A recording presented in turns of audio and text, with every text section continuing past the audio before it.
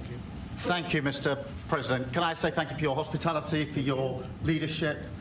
We have met a number of times, we've talked a number of times, and we have had a very constructive conversation. I'm sure we will today. And of course, our countries have been bound together for a very long time now. The closest alliance, I think, of any two countries when it comes to prosperity and security. And I know that together we will strengthen that even further. And on issues like Ukraine, thank you for changing the conversation to bring about the possibility that now we can have a peace deal. And we want to work with you to make sure that peace deal is enduring, that it lasts, that it's a deal that goes down as a historic deal, that nobody breaches, and we'll work with you to make sure that that absolutely happens. And it is my pleasure to bring from His Majesty the King a letter. He sends his best wishes and his regards, of course, but he also asked me to bear this letter and bring it to you. So can I present the letter from the King to you? Thank you very much. Am I supposed to read it right now? Yeah, please do. I will do. I've got to tell him what your reaction is, so I need to know. I need to know. He is a great gentleman, a great, great gentleman.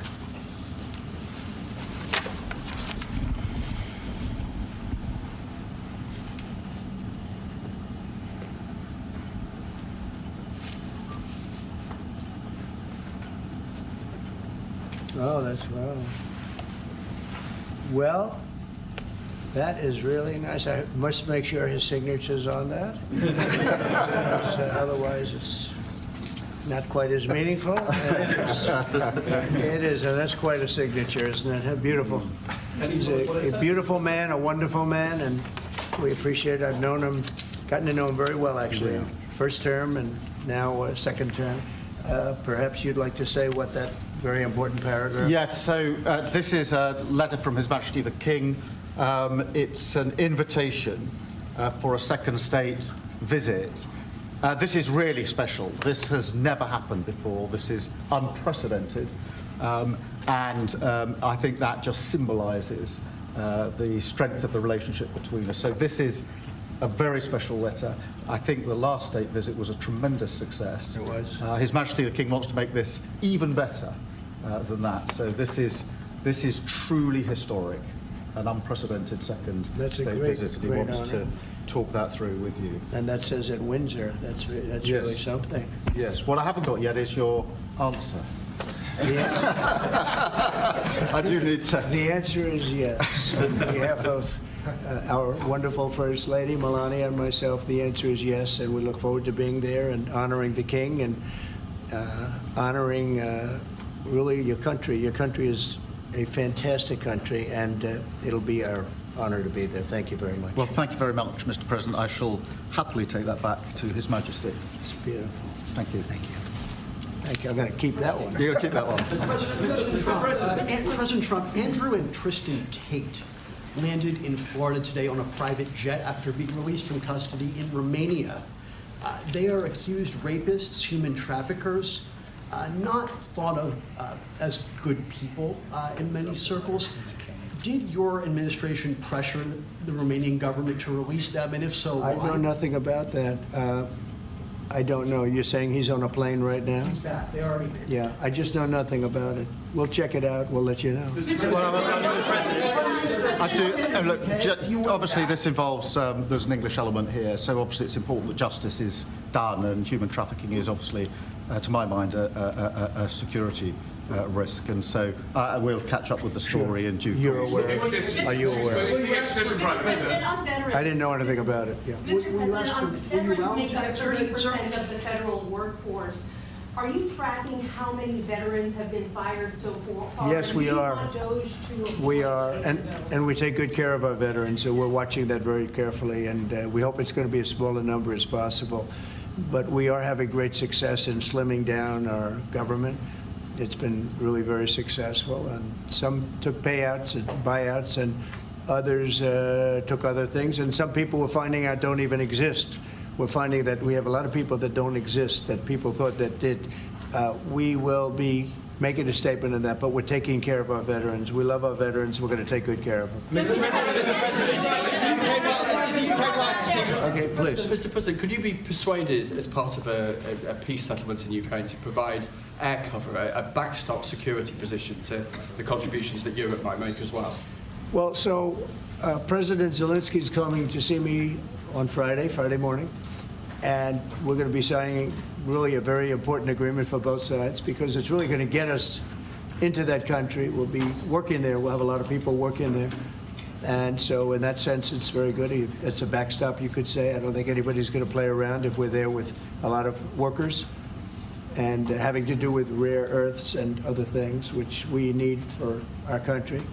And we appreciate it very much. And I look forward to seeing him. We'll be talking about it, and we'll also be talking about that today with the Prime Minister. Yeah, I mean, as you know, we've already indicated that we'll play our full part in making sure that any deal, if there is one, and I hope there is, and I think this is a historic moment to make sure it's a lasting deal, and we're about to have a discussion about how we can make that work. But I have to say this, as I said yesterday, you know, you're talking about a peacekeeping force. We have to make a deal first. Right now, we don't have a deal. We have Russia, we have Ukraine. I think we're very well advanced. I think Russia has been acting very well. We have Representatives Steve Witkoff and Scott and Marco and JD. We're all involved, every one of us, and a lot more. But I think we're very well advanced on a deal, but we have not made a deal yet. So I don't like to talk about peacekeeping until we have a deal. I like to get things done. I don't want to give it the bad luck sign. We don't want to do that. But we've had very good talks with Russia, and we've had very good talks, as you know, with Ukraine. Yes, sir. Mr. President, does the Prime Minister have to choose a closer relationship with the EU as he is seeking and a good trade relationship with you? Which one should he go for? Well, I think we have just a great relationship. We actually had a good relationship before. We've met a couple of times, and I'm very impressed with him. I'm very impressed with his wife, I must say. She's a beautiful, great woman. And I second that. I said you're very lucky. He's very lucky. And no, we've had a very good relationship. He's worried about Britain potentially undoing some of the benefits of Brexit by seeking a closer tie with the EU, who you said was set up to screw No, I don't worry about that. States. I thought, you know, frankly, what they did was the right thing at the time, and I think that'll probably prove out over the centuries. You know, you have a long time to go. But I think I predicted that was going to happen, and it did happen. And it'll work itself out. I think it's already worked itself out. Mr. President, can I ask on Chagos, Mr. President? Keir Starmer has signed a deal to give away the Chagos Islands to Mauritius. Will you approve that deal? Well, we're going to have some discussions about that very soon, and I have a feeling it's going to work out very well. They're talking about a very long-term, powerful lease, a very strong lease, about 140 years, actually. That's a long time. And I think we'll be inclined to go along with your country. Yeah, I think it sounds. It's a little bit early. We have to be given the details, but it doesn't sound bad. Yeah, please. Mr. President, you obviously can do business with our Prime Minister Keir Starmer. You said yesterday that the EU was constructed to screw the US when it comes to trade. What can our Prime Minister say to you to persuade you not to impose tariffs on the United Kingdom? Yeah, did I use the word that you said, that bad word? I think so. Well, I think that the EU, I've had problems with the EU because, and we're not talking about, we happen to have a great relationship with you, but we did have, and we do have problems with the EU because they've tariffed us. They do it in the form of a VAT tax, which is about 20%, and many other taxes. They sue our companies. They sued Apple. Got $16 or $17 billion, which was, I think, totally a ridiculous decision. And they're suing Google for a lot of money. They're suing a lot of other companies. And we don't like the way they're treating our people now. We don't like the way they're treating our companies. They sell us cars. We don't sell them cars. They don't take our cars. They don't take much of our agriculture. And we have a deficit with them of about $350 billion. So I wouldn't say it's been such a great relationship personally, but other people did because it's politically correct to say that it's been good, but it hasn't been good. And we're going to change that. And we are going to have reciprocal tariffs. We're not going to have tariffs. We're going to have reciprocal. Whatever they charge us, we're going to charge them, which for many years, foolishly, I would have done that, but then all of a sudden we had COVID and we had other things to think about. So It took me a little while to get that on, but we had, in my first 4 years, we had the greatest economy in the history of, I think, the world, but certainly in the history of our country. I think we're going to have that again. But the EU was very, very tough on us from the standpoint of trade. Then you could take it a step further and go into NATO. And that was a very tough situation for us. I mean, that's been a very tough situation because we were paying a disproportionate share, and it wasn't good. So, as you know, they paid hundreds of billions of dollars after I got involved, and they evened it out a little bit, but not very much. And then if you look at the war, we're in for $300 billion plus, and they're in for $100 billion. They get their money back, and now we'll get our money back also. But under Biden, you wouldn't have done that. Biden did a terrible job, I have to say. I hate to say that about somebody that sat here just before me, but he did a terrible, terrible job. That war should have never happened, the war between Russia and Ukraine. Frankly, October 7th should have never happened. Israel, that should have never happened. What happened there should have never. Inflation should have never happened. Afghanistan should have never happened. The way they got out, not getting out, but the way they got out. So, but I can say that as far as we're here for a different reason, we're talking about a very different place. And this is some place that I have investments there. I own Turnberry, I own Aberdeen, and I own a great place called Doonbeg in Ireland. So, you know, I have a great warm spot for your country. And our trade, obviously, is fair and balanced, and in fact, you've got a bit of a surplus, so we're in a different position there. And obviously, we contributed hugely in relation to Ukraine, and taken together with Europe, there's about 50% It'll of what's work, gone yeah. in. It'll work. It's going to work. Thank you. So does that mean there won't be any sanctions on the UK then? Well, I have to take a look. I mean, we're going to have a good discussion today, and we have some very talented people on the other side, and we have some people that probably aren't as talented as them, but they're pretty good. Marco, what do you think? Our people are pretty good. And no, we're going to have a good discussion, and we'll be talking about that. Mr. President, I just wanted to ask, Mr. Starmer, Prime Minister, has said that he believes that Vladimir Putin would be at risk of invading Ukraine again without a sufficient backstop. Do you think that Vladimir Putin would be likely to invade again in the event of a peace deal? I don't think so. I think when we have a deal, it's going to be the deal.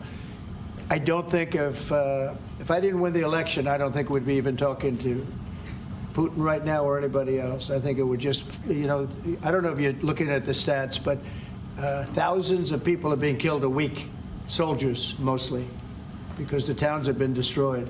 But thousands of soldiers. This was a very bad week, by the way. I get the stats. Terrible numbers. And you're talking about a human life. Number one, I want to see that, and it doesn't involve American soldiers, but it's Russian and Ukrainian soldiers, and I think I'm speaking for both. Yeah. Number one, we want to see that stop, and number two, I want to stop paying the kind of money that we're talking about. You know, we're helping, and we're helping NATO, but we're helping a lot, more than anybody else by far, and I want that to stop also. Mr. President, the European... Jeff, go ahead. Thank you, sir. You talked about trade tariffs this morning on your social media site. Just a question about China. 10% tariffs has already been implemented on China. Are you planning to do an additional 10 above the 10? This will be an additional 10 above. Correct. And is there, from the talks with Canada and Mexico so far, are you not seeing the progress that you wanted in order to I don't see it at all. No, not on drugs. We've done a great job. If you look at Tom Homan, he's been incredible, and Christie, they've done a great job in terms of the border. But the drugs continue to pour into our country, killing hundreds of thousands of people. We're losing substantially more than 100,000 people. I mean, dead. They're dead. The families are destroyed after that happens. So it's, you know, it's not just that. That's the ultimate. But the families are absolutely destroyed. The drugs come in through Mexico. They come, a lot of them, not all of them, but a lot of them come from China. And that's why we did that. It's 10 plus 10. In 10 case, plus 10. was there confusion on that? There was, sir, yeah. Okay, 10 plus 10. It's a second 10. And I think you'll, I think you're going to see, eventually you're going to see drugs stopping, because the country should not be allowing those drugs to come into the United States of America. And we're not going to allow it to happen. So that goes on the 4th of March. And then on the 2nd of April, we have reciprocal tariffs. That's reciprocal, where we charge countries what they're charging us, and nobody should have a problem with that. We have it's reciprocity. It's something that I think everybody I've spoken to said that's fair, and it is. If somebody charges us 25%, we charge them 25. If somebody charges us 10 or 15 or 30 or 70, we charge them an exact like amount. And it's pretty simple, but it's reciprocal tariffs because the United States has been taken advantage of by many, many different countries, including our friends, friend and foe. And in many cases, our friends took bigger advantage of. When you talk about the EU, we're talking about the EU.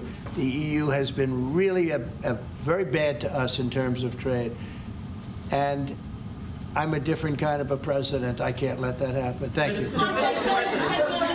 You said just now. Yeah, please, ma'am, go ahead. Mr. President, what would you be willing to do if Vladimir Putin did not stick to the terms of any deal on Ukraine? If he not what? He did not stick to the terms of any deal on Ukraine, because he has a history of not sticking to his word when it comes to international agreements. I think he'll keep his word. I think I've spoken to him. I've known him for a long time now. You know, I've known him. We had to go through the Russian hoax together. That was not a good thing. It's not fair. That was a rigged deal and had nothing to do with Russia. It was a rigged deal with inside the country, and they had to put up with that too. They put up with a lot. It wasn't just us. They had to put up with it, with a phony story that was made up. I've known him for a long time now, and I think he will. I don't believe he's going to violate his word. I don't think he'll be back when we make a deal. I think the deal's going to hold. Now they're going to have security. You're going to have security. Yep. You're going to have soldiers. I know France wants to be there.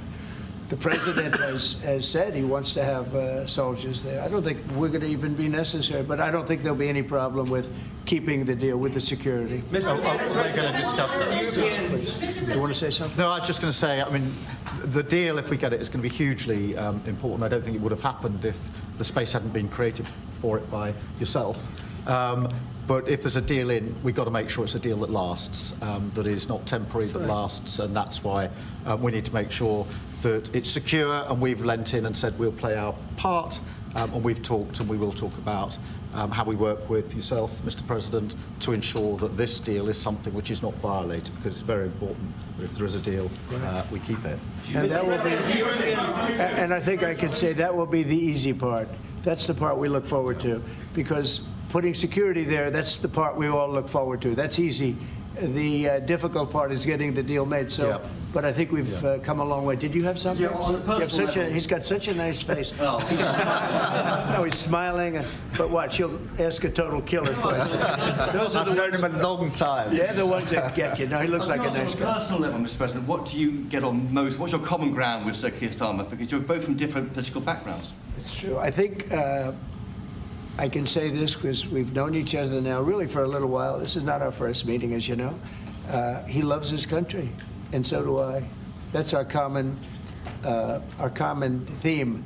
He loves his country, and I love our country. And we also have two countries that have gotten along for the longest period of time. Right? Number one ally on each side. And we have good. France and Australia, we have a lot of good ones. But we've had a long-time relationship, a long time, hundreds of years. And we like each other, frankly, and we like each other's country, and we love our country. And I think that's our common thread. Okay? Mr. President, the Europeans. Yeah, please. On tariffs, you just said with China. Who are you with? I'm with The Independent. Oh, that's good. It's on tariffs. You just said with China. Thank you. We charge them. We charge them as in we charge China, but the tariffs are paid eventually by American importers and consumers. No, they're not. No, I think they're paid for by the country. But, you know, look, we can get into that. I put a lot of tariffs on in my first term, and we made tremendous amounts of progress because of those tariffs. China paid us hundreds of billions of dollars, billions. We never had because they took advantage. And President Xi's a friend of mine, but he knows better than anybody he took advantage of our country. He took advantage of presidents that didn't know what they were doing. And they expect them. They actually expect them. The smart countries expect them from me because they know me and they know our country. But they got away with murder for decades, and we just can't let that happen anymore. Behind you, please. That's very kind, Mr. President. It sounds as though one of you completely trusts President Putin and one of you doesn't trust him an inch.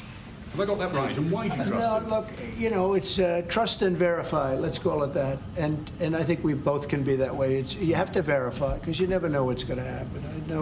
I know a lot of people that you would say no chance that they would ever deceive you, and they're the worst people in the world. I know others that you would guarantee they would deceive you, and you know what? They're 100% honorable. So you never know what you're getting. No, I have confidence that if we make a deal, it's going to hold. Mr. President, on fentanyl, Mr. President, less than 1% of all fentanyl that comes into the U.S. is apprehended at the Canadian border. So why use fentanyl as a reason Because they should be apprehending much more. They're only apprehending 1%. You're right about that. It's a little more than that. But they should be apprehending much more because a lot comes through Canada. And as Mexico gets stronger in terms of the border, it goes up to Canada. And a lot of drugs are coming in through Canada. We can't have that. Mr. President, Yeah, go ahead, please, in the back. Is there anything you can say tomorrow to President Zelensky to reassure him that his country's war hasn't been in vain and its sovereignty is not going to be threatened by any deal with Russia? Well, you know, he's coming. Perhaps he's already on his way. And we're going to be signing the deal together, probably in front of the media. And we're going to be having a good conversation. No, we want to work with him, President Zelensky, she said before. We want to work with him, and we will work with him. I think the president and I actually have had a very good relationship. It maybe got a little bit testy because we wanted to have a little bit of what the European nations had. You know, they get their money back by giving money. We don't get the money back. Biden made a deal. He put in $350 billion. And I thought it was a very unfair situation. We're not getting all of ours. I mean, quite a bit of ours was gifted. It was given. There were some lends, but mainly it was gifted, actually. Mr. President, the Europeans want Ukraine to be part of NATO as part of this deal. Are you willing to budge on that at all, or is it a firm? Well, I could be very nice and say, oh, well, we'll work to it. Look, it's not going to happen. It's just not going to happen. That's what started this whole thing. Biden said that, and all of a sudden the guns started. That was one of the primary reasons it started. And this was long before President Putin. They never said it was an impossibility. So we can say, oh, gee, well, we'll try. But that's something that's just not going to happen. And then the other question I ask is about the land. Will you get your land back? Well, they've fought long and hard on the land, and you and I will be discussing that. And we're going to certainly try and get as much as we can back. But on the NATO, it's just not, that's not going to happen. Yeah, please. Mr. President, you talked about having common ground with Keir Starmer, but there are things you disagree on as well. You described Zelensky as a dictator. He describes President Putin as a dictator. Do you see that as a problem? The relationship between President Zelensky and President Putin is not a good one. You've noticed, right? It's not a good one. It's not a good relationship. And we're going to have to try and work something out. Sometimes that happens. I get along with both. I have a very good relationship with President Putin. I think I have a very good relationship with President Zelensky. And now we're doing the deal, and we're going to be in there. We're going to be actually in there, digging our hearts out. And hopefully, we need the rare earth, and we have some here, but we don't have enough. Our economy is very strong, and we need a lot of things that, in some cases, we don't have here. So I think we're going to have a very good relationship, but the relationship between them is not the best. Mr. President, do you still think that Mr. Zelensky is a dictator? Did I say that? I can't believe I said that. Next question. Sir, will you be discussing AUKUS, sir? Yeah, please, go ahead. Yeah, sir. George Parker from the Financial Times. Can you see any situation where US forces could be deployed as a backstop in a peacekeeping operation in direct confrontation with Russian forces? Well, there is a backstop thing. First you're going to have European countries because they're right there. We're very far away. We have an ocean between us. But we want to make sure it works. So I don't know when you say backstop, you mean a backstop psychologically or militarily or what? But we are a backstop because we'll be over there. We'll be working in the country.